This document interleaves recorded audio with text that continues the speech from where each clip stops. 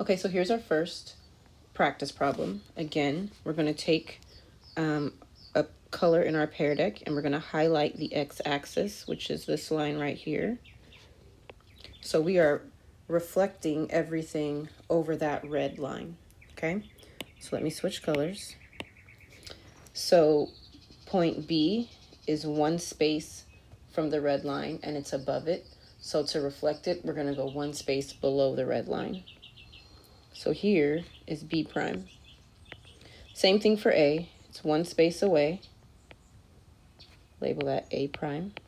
Now D is 1, 2, 3, 4, 5, 6 spaces away from the red line. So I'm going to go 1, 2, 3, 4, 5, 6 for D prime. And C prime is also going to be 6. 1, 2, 3, 4, 5, 6. 1, 2, 3, 4, 5, 6. So, and that's prime. So I'm going to clean this up a little bit so it's easier to see. Just going to get rid of all my extra marks.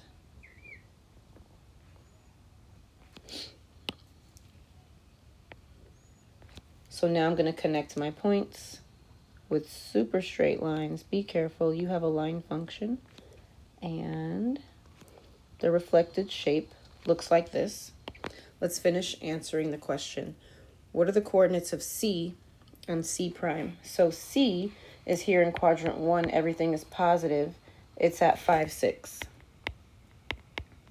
And C prime is it's in quadrant 4. It's at 5, negative 6.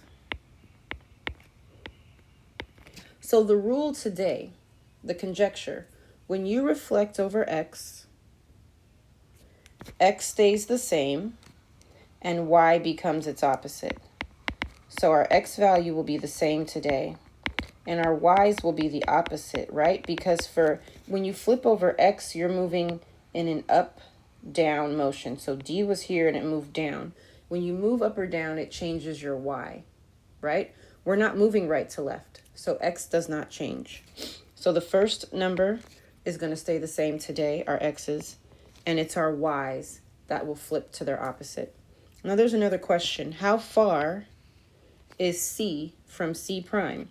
So if we count from here all the way down to here, it's 1, 2, 3, 4, 5, 6, 7, 8, 9, 10, 11, 12 spaces or 12 units. And that's it.